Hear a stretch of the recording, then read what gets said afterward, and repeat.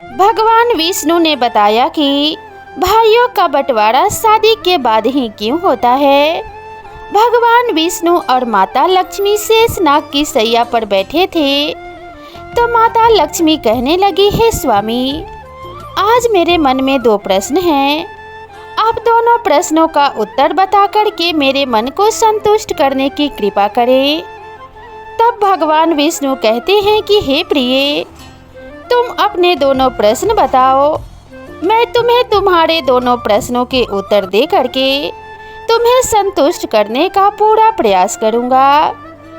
तब माता लक्ष्मी कहती है, हे स्वामी, मेरा पहला प्रश्न है कि शादी के बाद ही भाइयों के बीच में बंटवारा क्यों होता है, और मेरा दूसरा प्रश्न है कि शादी के बाद भाई को बहन क्यों बुरी लगने लगती है।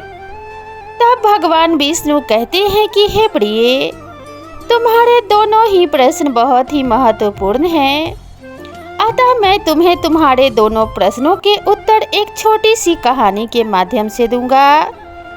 इसलिए मैं जब तक कहानी सुनाऊं, तुम कहानी को पूरा और मन से सुनना, क्योंकि आधी अधूरी कहानी सुनाने से हमेशा आधा अधूरा ही ज्ञान प्राप्त होता है, जो जीवन में कभी काम नहीं आता। तब माता लक्ष्मी कहती है, हे स्वामी, आप कहानी शुरू करें। आप जब तक कहानी सुनाएंगे, मैं कहानी को पूरा और मन से सुनूंगी। तो प्रिय दर्शकों, भगवान विष्णु माता लक्ष्मी से कहते हैं, बहुत समय पहले की बात है, एक नदी के किनारे पर एक किसान अपनी पत्नी और 3 बेटों के साथ रहता था। तीनों बेटों की शादी हो चुकी थी। पूरा परिवार एक साथ सुखपूर्वक रहता था। एक दिन किसान की पत्नी ने अपने बेटों से कहा, बेटा, यह जमीन और जंगल तुम्हारे पिता के बड़े परिश्रम का फल है।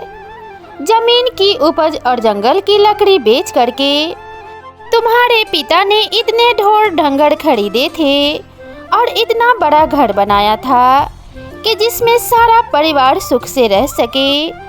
वहीं उस किसान के तीनों बेटे एक टीले पर खड़े हुए थे, जहां से धान के खेत दिखाई देते थे। वहीं फसल काटने के लिए तैयार थी और पके धान की बालियां खेतों में लहरा रही थी। वही किसान का सबसे छोटा बेटा अपनी माँ से कहता है, माँ, आप ठीक कहती हो, मुझे पिताजी के साथ में सुबह सुबह अपने खेतों में जाना बहुत ही अच्छा लगता था। मुझे आज सब याद है। भगवान विष्णु कहते हैं कि हे प्रिय, किसान का सबसे छोटा जो बेटा था, उसका नाम रामू था। रामू आगे कहता है, मुझे खलियान में काम करना बहुत ही अच्छा लगता है। वही जो रामू था, अपने पिता की तरह खेती बाड़ी किया करता था। उसे कड़ी मेहनत करनी पड़ती थी। मजदूरों को संभालना, उपज को इकट्ठा करना, उसके लिए सही खरीदार ढूंढना, यह सारे कार्य उस किसान के सबसे छोटे बेटे यानी रामू को करने पड़ते थे। वही किसान के 2 बड़े बेटे का एक का नाम सोहन था, दूसरे का नाम श्याम था। सबसे बड़ा वाला सोहन ज्योतिष का काम करके खूब सारा धन कमाता था। वही दूसरे नंबर का जो श्याम नाम का बेटा था, वह बहुत बड़ा व्यापारी था और बहुत ज़्यादा पैसे कमाता था। वही पूरे परिवार के बीच में एक खुशी की लहर थी। किसी प्रकार का परिवार में कोई कष्ट नहीं था। उसके बाद में किसान एक दिन बीमार पड़ गया। फिर उसने अपनी पत्नी को बुलाया और कहा, मेरा अंतिम समय आ रहा है, बस तुम मुझे एक वचन दो कि बच्चों के बीच में कभी जमीन जायदाद का बंटवारा ना हो। मैं यह चाहता हूँ कि हमारे तीनों बच्चे जीवन भर मिलजुल कर रहे, किसी के बीच में कोई भेदभाव कभी उत्पन्न ना हो, क्योंकि जिस घर की एकता भंग हो जाती है, वह घर पूरी तरह से बिखर जाता है। भगवान विष्णु कहते हैं कि हे प्रिय, वही किसान की पत्नी उस किसान को वचन देती है और वचन देते ही उस किसान की मृत्यु हो जाती है। वही समय धीरे धीरे गुजरता गया। फिर एक दिन किसान की पत्नी ने अपने तीनों बच्चों को बुलाया और कहा, बेटे मैं तुमसे एक वचन लेना चाहती हूँ कि तुम्हारे पिता की अंतिम इच्छा थी कि तुम्हारे बीच में कभी भी जमीन जायदाद का बंटवारा नहीं होगा। तुम तीनों भाई और तीनों बहुएं हमेशा घर में मिलजुल कर अपना जीवन यापन करोगे, क्योंकि जिस घर की एकता टूट जाती है वह घर कभी उन्नति नहीं कर पाता। वही किसान की पत्नी की बात को सुन करके तीनों बेटे कहने लगे, हाँ माँ, आप जैसा चाहती हो, पिताजी की जैसी इच्छा थी, हम उनकी इच्छा के विरोध कभी नहीं जाएंगे और तीनों भाई हमेशा प्रेम से रहेंगे। फिर अपने बेटों की बात को सुन करके माँ बहुत खुश हुई। वही जो सबसे बड़ा बेटा, जिसका नाम सोहन था, वह ज्योतिष में बहुत ज़्यादा निपुण था, इसलिए आसपास के लोग उस सोहन से कई मामलों में राय लेने आते थे, तो सोहन का गुजारा बढ़िया तरीके से हो जाता था।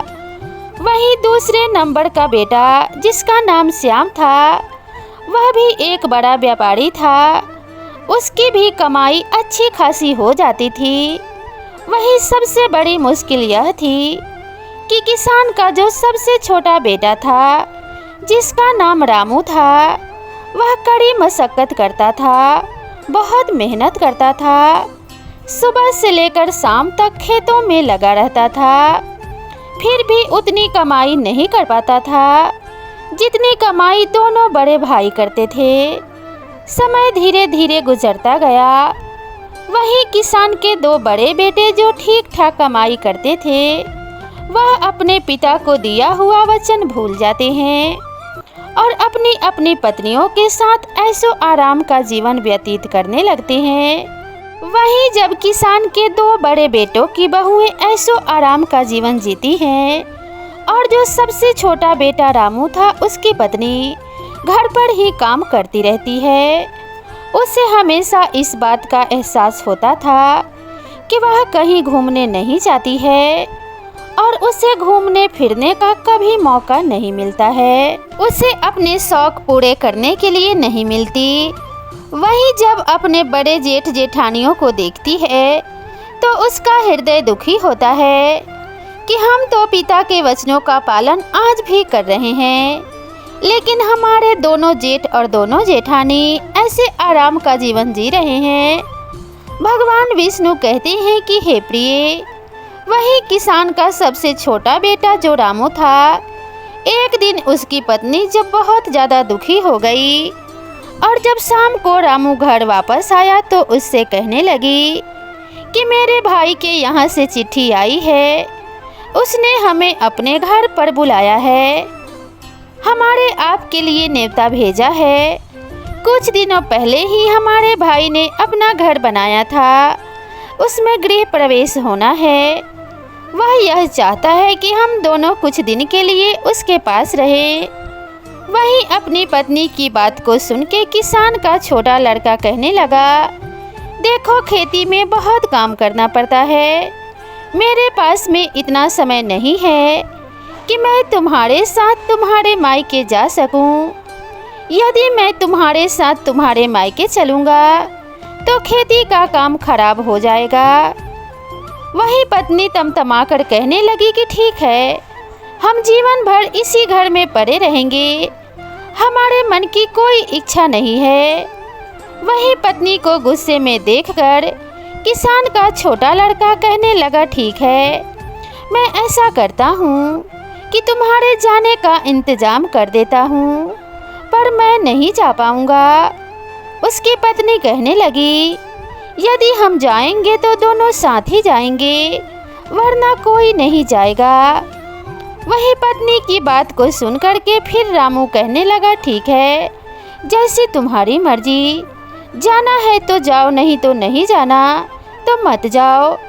भगवान विष्णु कहते हैं कि हे प्रिय, वही किसान के सबसे छोटे बेटे की बहू अपने दोनों बड़े जेठ और जेठानी का नज़ारा देख करके पहले से ही चिढ़ी हुई थी। महीना भर आराम करते हैं और ऐसो आराम का जीवन वह सभी बिताते हैं। और फिर ऐसा सोच करके वह रामू से कहने लगी, क्या हमने घर का सभी काम करने का ठेका ले लिया है? घर में और खेती का काम हम दोनों मिलकर करते हैं और आपके दोनों बड़े भाई और आपकी भाभियाँ साथ में मौज मस्ती का जीवन जी रहे हैं। क्या आपने कभी सोचा है कि मेरा भी मन करता है हम भी शौक शान का जीवन जिए? जब उनको अपना अपना ही करना है, हम दोनों की कोई फिक्र ही नहीं है। वह तो दोनों बाहर रह रह कर मौज मस्ती का जीवन जी रहे हैं और हम दोनों को घर का और खेती का सारा काम करना पड़ता है। वो तो अपनी पत्नियों के साथ में चारों ओर घूमने चले जाते हैं और मैं हमेशा इस घर में ही पड़ी रहती हूँ। आप बताओ, क्या यह अन्याय नहीं है? भगवान विष्णु आगे कहते हैं कि हे प्रिय, फिर तो अपनी पत्नी की बात को सुनकर रामू की नींद खुल गई और फिर उसकी पत्नी आगे कहने लगी, अब तुम मेरी एक बात सुनो, जायदाद के बंटवारे की बात चलाओ ताकि हम लोग अलग रह सके। यदि हम अलग रहेंगे तो हमको भी अपने घूमने के लिए कुछ समय मिलेगा। फिर इस प्रकार अपनी पत्नी की बात को सुन करके रामू को लगा कि उसकी पत्नी सही कह रही है। मेरा काम मेरे भाई के काम से ज़्यादा महत्वपूर्ण है। मेरी ही वजह से वह दोनों इतने ठाट बाट से और आराम से जीवन जीते हैं और मैं और मेरी पत्नी नौकरों की तरह इस घर में लगे रहते हैं। वहीं एक रोज जब सभी भाई घर में खाना खा रहे थे तो किसान के सबसे छोटे लड़के ने अपनी माँ और भाइयों से कहा कि उसे जायदाद में उसका हिस्सा चाहिए, अब वह शामिल नहीं रहेगा। वहीं अपने सबसे छोटे बेटे की बात को सुन करके माँ को बड़ा धक्का लगा। उसने कहा, तुम्हारे पिता चाहते थे कि तुम सब मिलजुल कर एक होकर रहो। वहीं सबसे छोटा बेटा कहने लगा, माँ मैं अब शामिल नहीं रह सकता हूँ। फिर तो और दोनों भाइयों ने भी हामी भर दी और कहा, ठीक है, जायदाद का बंटवारा हो जाना चाहिए। वही जमीन जायदाद के सभी कागज जिनके आधार पर बंटवारा होना था तैयार किए जाते हैं। वही बंटवारा होने से पहले किसान की पत्नी अपनी तीनों बेटों से कहती है कि बंटवारा बाद में होगा। हमारे घर की परंपरा है, कोई भी कार्य करने से पहले सबसे पहले भगवान जगन्नाथ के दर्शन अवश्य करने चाहिए। वहीं अपनी माँ की बात को सुनकर के सभी बेटे तैयार हो जाते हैं। तो अपनी माँ की बात मान करके अगले दिन सभी बेटे अपने पत्नियों और माँ के साथ यात्रा पर निकल पड़ते हैं। वहीं मंदिर में दर्शन करने के बाद जब सभी भाई साथ में वापस लौट रहे थे तो उनकी माँ ने कहा, बच्चों मैं बहुत थक गई हूँ और मुझे बहुत तेज भूख लग रही है। आप सभी भी भूखे होंगे और बहुओं को भी भूख लग रही होगी। चलो एक काम करते हैं, किसी ठीक से स्थान पर बैठ करके कुछ खाना खा पी लेते हैं। वही गांव के बाहर ही एक पुराना मंदिर था और पास में ही खाने की दुकान थी। वहीं जब सभी परिवार खाना खाने की तैयारी करने लगे तो माँ ने कहा, बेटा हम लोग खाना खाने के लिए जा रहे हैं, मगर रुपयों की थैली जो थी वह तो मैं कहीं भूल आई हूँ। अब यहाँ घर से जाने तक के लिए हमें काफ़ी पैसा चाहिए और यहाँ खाना खाने के लिए भी हमें पैसा चाहिए। यदि हमारे पास पैसा ही नहीं होगा तो हम घर नहीं पहुँच पाएंगे और ना ही हमारा पेट भर पाएगा। अब तो एक ही उपाय है कि मैं इन बहुओं के साथ में इसी मंदिर में रुकती हूँ। तुम तीनों भाई एक काम करो कि किसी गांव में जाकर कोई काम ढूंढ लो और तीनों अलग अलग अपना काम करो। तुम जो काम करोगे और उससे कुछ कमा कर लाओगे, उन्हीं पैसों से हम कुछ खा पाएंगे और यहाँ से घर पहुँच पाएंगे। वही तीनों बेटों ने अपनी माँ की राय मान ली और और तीनों भाई अलग अलग दिशाओं में पैसा कमाने के लिए निकल पड़े। चलते चलते किसान का छोटा बेटा जो रामू था, जब वह कुछ आगे पहुंचा तो एक ऐसे स्थान पर पहुंच गया जहां पर किसी गंभीर विषय की बात आपस में कुछ लोग कर रहे थे। तो रामू ने पूछा, आप लोग कैसे उदास हैं और क्या बात कर रहे हैं? क्या मैं आपकी कुछ मदद कर सकता हूँ? वहीं रास्ते में वह खड़े लोग कहने लगे कि जमीन के इस हिस्से में सदा ही पानी जमाव बना रहता है और हम इसमें कुछ भी उगा नहीं पाते हैं। फिर भी हमें राजा को इसका लगान देना पड़ता है। अब हम क्या करें, हमारी समझ में नहीं आता।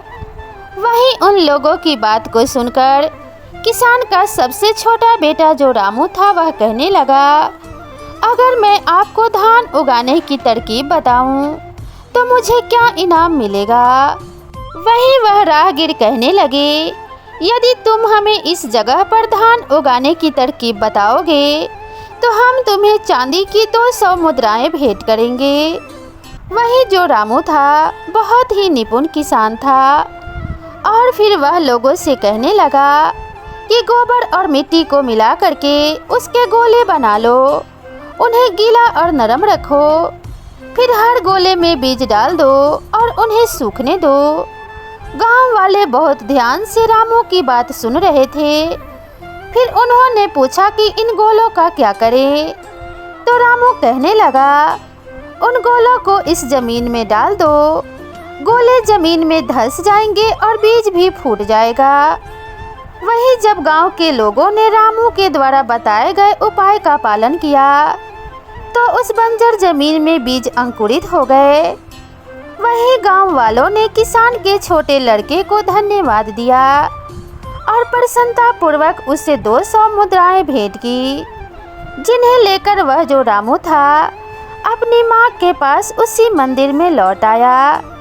इधर चलते चलते किसान का जो दूसरे नंबर का बेटा श्याम था वह भी घूमते घूमते एक ऐसे स्थान पर पहुंच गया जहां पर उसने पेड़ के नीचे बैठे हुए एक व्यक्ति को देखा जो काफी दुखी लग रहा था।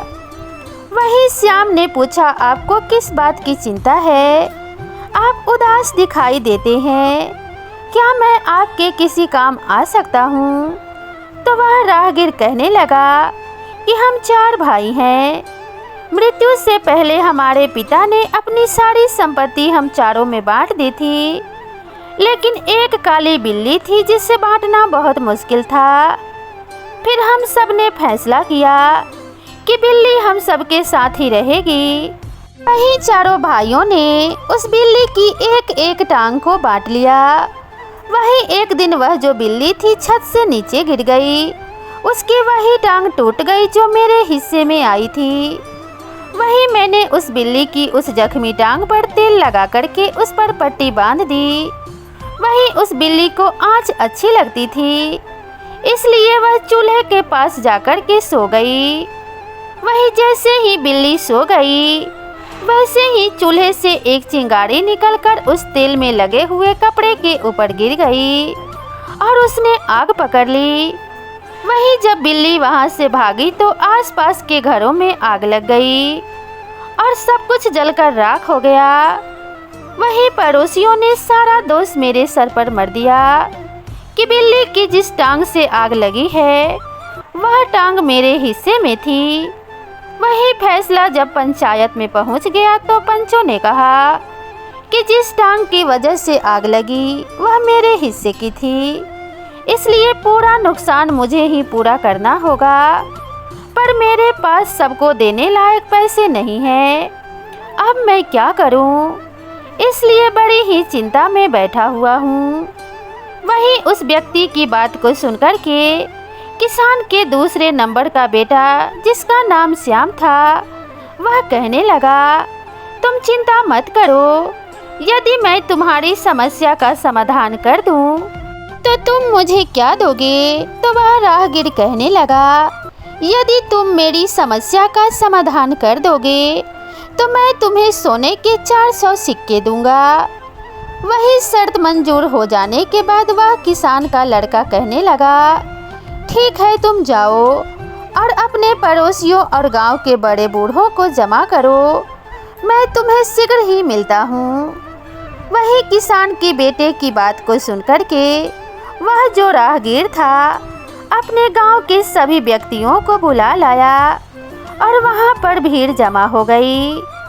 वही सबकी बात सुनने के बाद में किसान का बेटा श्याम कहने लगा कि यह सच है कि सारा नुकसान बिल्ली ने किया है, और यह भी सच है कि जो टांग इसके हिस्से में थी वह टांग जख्मी थी और उस पर तेल की पट्टी बंधी हुई थी। और यह भी सच है कि आप सभी लोग जानते हैं कि बिल्ली के भागने की वजह से सब घरों में आग लगी है, मगर एक बात आपने नहीं सोची कि बिल्ली अपने कभी भी जख्मी टांग पर नहीं भाग सकती है। जो बिल्ली की टांग टूट चुकी थी वह तो किसी काम की नहीं थी। बिल्ली केवल अपना सही 3 टांगों से भागी थी, जिसकी वजह से चारों ओर आग लगी। अब आप ही बताओ, बिल्ली की टूटी हुई टांग का दोष है कि जो टांगे सही थी उनका दोष है? श्याम की बुद्धि ने सब गांव वालों को अचंभे में डाल दिया और सभी ने हाँ में अपना सिर हिलाया। वही फैसला हुआ कि 3 टांगे जो सही थी उनके मालिक ही हर जाना भरेंगे। फिर तो जख्मी टांग का मालिक बहुत ही खुश हुआ और वादे के मुताबिक उसने श्याम को सोने की 400 मुद्राएं भेंट की। वही किसान का दूसरा बेटा भी 400 सोने के सिक्के लेकर के अपने माँ के पास मंदिर में लौट आया। वही किसान का सबसे बड़ा बेटा, जिसका नाम सोहन था, वह भी कमाई करने के लिए गया था, मगर चलते चलते एक ऐसे घर में जा पहुंचा जहां से रोने की आवाज़ आ रही थी। वह घर बहुत बड़ा था, उसके बाहर एक पहरेदार भी खड़ा था। वही किसान का बड़ा बेटा सोचने लगा कि ऐसे आलीशान घर में रहने वाला कोई व्यक्ति क्यों रो रहा है, आखिरकार इसकी समस्या क्या है। वही जब किसान का बेटा आगे बढ़ता है तो पहरेदार से पूछता है कि महोदय, एक बात बताओ, इस घर से रोने की आवाज़ क्यों आ रही है? तो फिर उस किसान के बेटे को बात के सुनकर वह पहरेदार कहने लगा, आप अंदर चलिए, आप स्वयं ही पूछ लीजिए। वही किसान का बेटा जब अंदर गया तो वह कहने लगा, आपको क्या कष्ट है, आप क्यों रो रहे हो, आप मुझे बताओ, मैं आपकी कोई सहायता कर सकता हूँ क्या? अब भगवान विष्णु कहते हैं कि हे प्रिय, रोने वाला व्यक्ति किसान के बड़े बेटे से कहने लगा, अरे भाई, राजा लोग भी अजीब सन के होते हैं। हमारे राजा ने मुझे एक हाथी का वजन पता करने के लिए कहा है। अगर मैं ऐसा नहीं कर सका तो राजा मेरा सिर धड़ से अलग करवा देगा। इतना कहकर के फिर वह जो मंत्री था एकदम से रोने लगा। वहीं उस मंत्री की बात को सुनकर के किसान का बड़ा बेटा, जिसका नाम सोहन था, वह कहने लगा, तुम चिंता मत करो, यदि मैं तुम्हें हाथी का वजन पता लगाने में तुम्हारी सहायता करूं, तो मेरा क्या पुरस्कार होगा? वही मंत्री कहने लगा, यदि तुम मुझे इस हाथी का वजन पता करवा दोगे तो मैं तुम्हें 1000 सोने की मुद्राएं दूंगा। फिर तो शर्त मंजूर होने के बाद में किसान के बड़े लड़के ने उस मंत्री से कहा कि मुझे हाथी के पास ले चलो। और फिर जब वह हाथी के पास पहुंच गया तो उस मंत्री से कहने लगा, इस हाथी को एक नदी के पास ले चलो जहां पर काफ़ी नौकाएं हो। किसान के लड़के के कहने के मुताबिक जब वह मंत्री हाथी को नदी के किनारे ले गया तो किसान के लड़के ने नाव वाले से कहा कि इस हाथी को नाव में खड़ा करे। वही नाव वाले ने जैसे ही हाथी को नाव में खड़ा किया तो जो नाव थी वह पानी में धंसने लगी, और जब धंसना रुक गई तो किसान का लड़का कहने लगा, जहाँ पर नाव रुकी है वहाँ पर निशान लगाओ और फिर इस हाथी को इस नाव से उतार लो। वहीं किसान के लड़के की बात सुन करके नाव जहाँ पर रुकी थी वहाँ पर निशान लगा दिया और उस हाथी को नौका से बाहर निकाल लिया। वहीं पुनः किसान का लड़का कहने लगा, अब इस नाव में इतने पत्थर भरो कि जब तक यह नौका उसी निशान तक ना पहुँच जाए। फिर किसान के लड़के की बात को सुन करके सभी ने बड़े बड़े पत्थर उस नाव में भर दिए और जब नाव उस निशान पर पहुंच गई जहां पर हाथी के वजन से पहले रुकी थी, तो फिर किसान के लड़के ने कहा, अब पत्थर डालना बंद करो और इस नाव में से पत्थर बाहर निकाल लो और इन पत्थरों को तोल लो। जितना वजन इन पत्थरों का होगा उतना ही वजन इस हाथी का होगा। भगवान विष्णु कहते हैं, हे प्रिय, वह मंत्री जो था इस प्रकार अपने हाथी का वजन जान करके बहुत खुश हुआ और शर्त के मुताबिक उसने किसान के बड़े बेटे सोहन को 1000 स्वर्ण मुद्राएं भेंट की। वही सोहन उन मुद्राओं को लेकर के अपने माँ के पास उसी मंदिर में लौट आया। इस प्रकार सभी भाई जब धन कमा करके मंदिर में लौट आए तो सभी ने बड़े ही प्रेम से खाना खाया और दुकान वाले का इतना पैसा बना, तीनों भाइयों ने जो पैसा कमाया था वह सारा उस खाने में चला गया। केवल उनके पास में उतना ही पैसा बचा जिससे वह खर्च करके अपने घर वापस आ सके।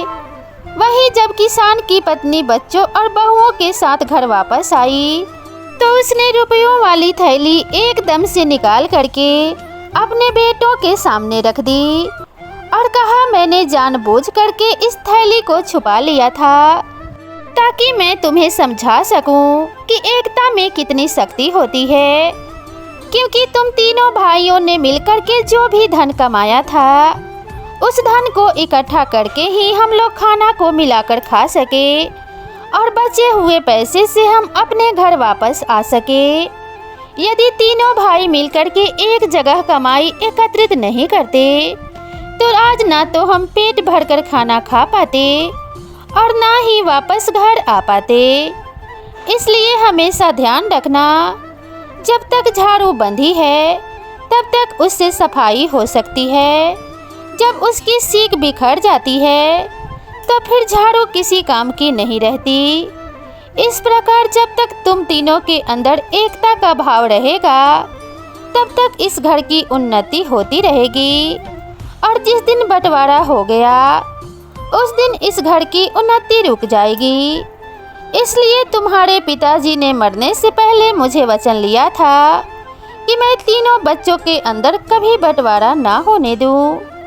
भगवान विष्णु कहते हैं कि हे प्रिय, इस प्रकार किसान की पत्नी की बातों को सुनकर किसान के तीनों बेटे एक दूसरे के गले लग गए और भविष्य में कभी भी अलग ना होने का संकल्प लिया और यह वचन लिया कि तीनों बहुएं एक साथ रहेंगी, एक ही हिसाब से रहेंगी।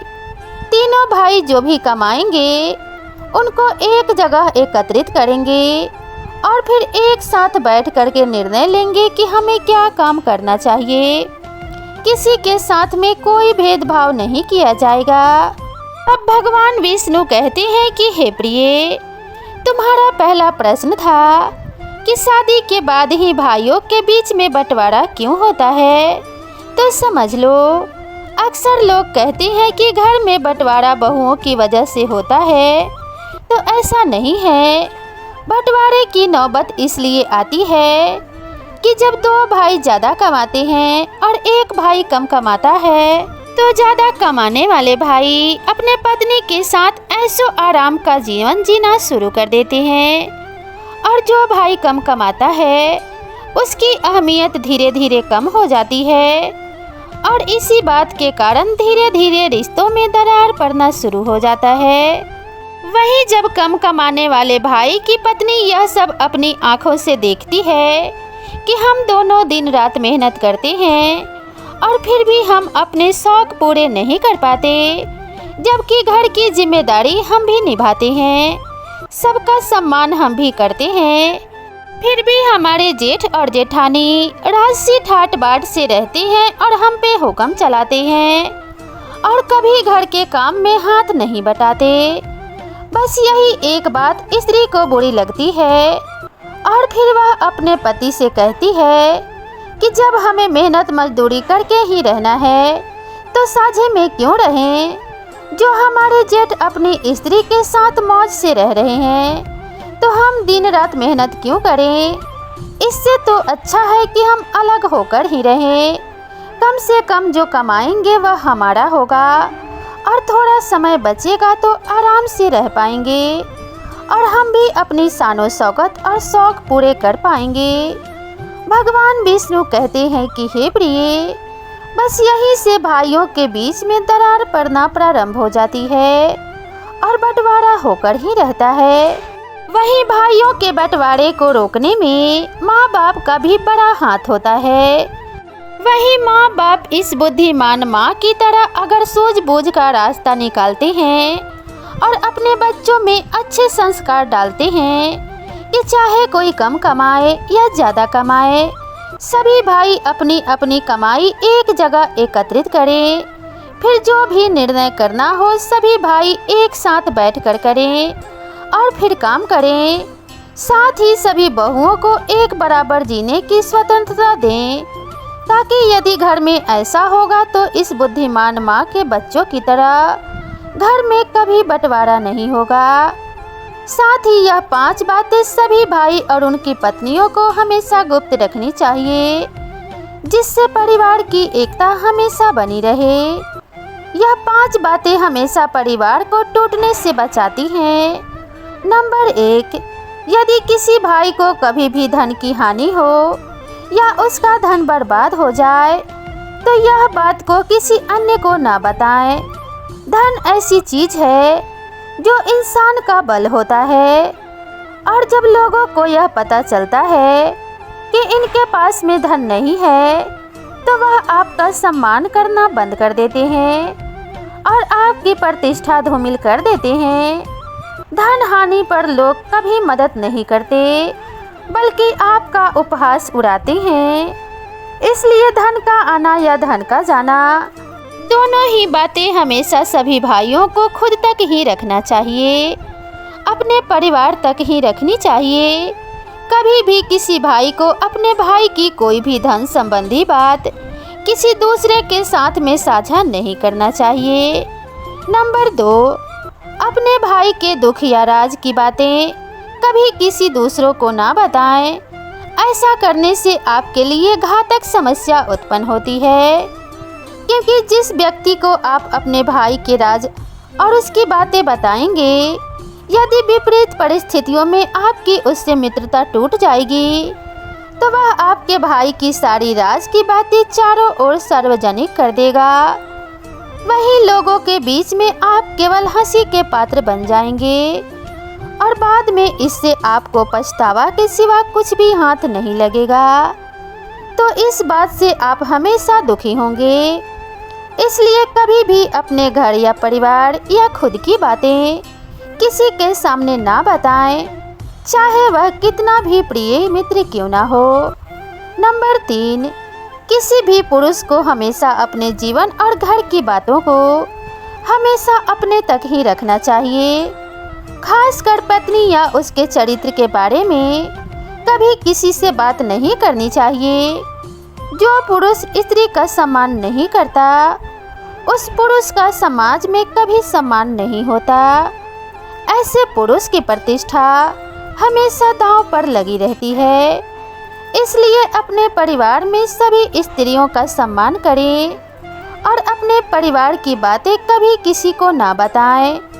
नंबर 4, यदि कभी भी आपके भाई का कहीं अपमान हो जाए तो यह बात भी कभी किसी के साथ में साझा ना करें, क्योंकि हर समय सम्मान बने रहना भी व्यक्ति को आगे बढ़ाता है। यदि जीवन में आपका या आपके भाई का कहीं अपमान हुआ तो कभी भी दूसरे के समक्ष जग जाहिर नहीं करना चाहिए, क्योंकि ऐसा करके आप अपना सम्मान स्वयं ही गिराने का कारण बनते हैं और इससे भाइयों के बीच में फूट पैदा होती है। नंबर 5, यदि आप या आपका भाई किसी के द्वारा ठगे गए हो या किसी ने धोखा दिया हो तो यह बात सभी भाइयों को अपने तक ही रखनी चाहिए। अपनी ही ठगी का जिक्र करने का मतलब कि आप अपना माखौल खुद ही उड़ाते हैं। यदि आप ऐसा करेंगे तो लोग आपको मूर्ख समझेंगे, इसलिए कभी भी किसी भाई को ऐसा नहीं करना चाहिए। यदि आपके भाई को किसी ने कभी धोखा दिया है तो कभी भी परिवार की बातें दूसरों के सामने जाहिर ना करें, इससे भाइयों के बीच में फूट पैदा होती है। भगवान विष्णु कहते हैं कि हे प्रिय, वही आपका दूसरा प्रश्न था कि शादी के बाद भाई को बहन बुरी क्यों लगती है, तो समझ लो भाई बहन का रिश्ता दुनिया का सबसे अनोखा रिश्ता है। इस रिश्ते में तकरार है तो भरपूर प्यार भी है। जहाँ बहन हमेशा भाई का साथ देती है तो वही भाई भी हमेशा बहन की रक्षा करता है। दोनों को एक दूसरे की बहुत परवाह होती है। शादी से पहले तक तो भाई बहन के बीच में सब कुछ बहुत अच्छा रहता है, लेकिन शादी के बाद इस रिश्ते में खटास आ जाती है। कई बार यह मनमुटाव इतना बढ़ जाता है कि भाई या बहन जीवन भर एक दूसरे की शक्ल देखना भी पसंद नहीं करते। तो इसलिए समझ लो 5 कारणों से हमेशा भाई बहन के रिश्ते हमेशा के लिए खराब हो जाते हैं। नंबर 1, भाभी का नाराजगी। भाई की शादी के बाद आपको अपने माँ और भाई के अलावा अपने भाभी को भी उतना ही प्यार और सम्मान देना चाहिए। अपनी भाभी को कुछ भी गलत कहने से बचे। भगवान विष्णु कहते हैं कुछ बहनें तो ऐसी हैं कि उन्हें अपनी भाभी ही दुश्मन लगने लगती हैं। इससे भाभी नाराज हो सकती हैं और उनकी यह नाराजगी भाई तक पहुंच जाएगी। भाई भले ही कुछ ना कह पाए, लेकिन वह आपसे थोड़ी दूरी अवश्य बना लेगा। बहन को भी अपनी जिम्मेदारी अवश्य समझनी चाहिए। नंबर 2, बहन को नज़रअंदाज करना। जिस तरह भाभी के प्रति अच्छा व्यवहार भाई का दिल जीत लेता है, उसी तरह अगर बहन शादीशुदा है तो भाई को उसे नज़रअंदाज नहीं करना चाहिए। इससे रिश्ते में दूरी आना संभव है। भाई का फर्ज है कि शादी के बाद भी बहन को उतना ही प्यार दे जितना कि शादी के पहले देता था। अगर बहन की शादी नहीं हुई है तो भी उसकी बातों को समझे और उसके प्रति अपनी जिम्मेदारी निभाएं। नंबर 3, शादीशुदा जिंदगी में दखल देना। जो बहन अपने भाई की शादीशुदा जिंदगी में ज़रूरत से ज़्यादा दखल देती है और भाई बहन के बीच में कभी नहीं बनती, भले ही भाई या बहन शादीशुदा हो या फिर नहीं, कभी बहन को भाई की निजी जिंदगी में दखल नहीं देना चाहिए। यदि बहन के द्वारा ऐसा किया जाता है तो समझ लो रिश्ते निश्चित ही खराब हो जाते हैं। नंबर 3, रिश्तों में औपचारिकता। कई बार बचपन से लेकर शादी तक बहन भाई एक दूसरे से बेहद अनौपचारिक रहते हैं, लड़ते झगड़ते हैं, बात बात पर एक दूसरे का मजाक बनाते हैं, साथ ही रूठते मनाते भी हैं। लेकिन कुछ भाई बहन शादी के बाद इस रिश्ते को केवल औपचारिक रूप से निभाते हैं। इससे भाई बहन का रिश्ता खराब हो जाता है। बेहतर है कि बीच बीच में एक दूसरे का हाल जानते रहें, बचपन की यादों को ताज़ा करते रहें। नंबर 5, ताना मारने की आदत। कई भाई बहनों का रिश्ता जीवन भर के लिए सिर्फ इसलिए खराब हो जाता है क्योंकि बहनें हमेशा भाई को हर वक्त ताने देती रहती हैं। दरअसल शादी के बाद भाई के व्यवहार में थोड़ा बदलाव आ जाता है क्योंकि भाई का भी अपना परिवार है, उसे उस माहौल में रहना ही पड़ता है। इसलिए हर बार ताना देना कि अब भाई पहले जैसा नहीं रहा, बदल गया है। यदि बहन भाई के बारे में हमेशा ऐसा ताना मारेगी तो निश्चित ही रिश्ते में दूरी बढ़ने लगेगी और रिश्ते खराब हो जाएंगे। इसलिए कभी भी बहनों को भाई के निजी जीवन में दखल नहीं देना चाहिए, तभी भाई बहन का प्यार हमेशा बना रहेगा। तो दोस्तों, कहानी सुनने के बाद माता लक्ष्मी का मन प्रफुल्लित हो गया। आप सभी को यह कहानी और ये वीडियो कैसा लगा कमेंट करके ज़रूर बताएं। और अगर आप मेरे चैनल पर पहली बार आए हैं तो चैनल को सब्सक्राइब करना ना भूलें। तो दोस्तों, मिलते हैं इसी तरह की नई कथा और नई कहानी के साथ। तब तक के लिए नमस्कार।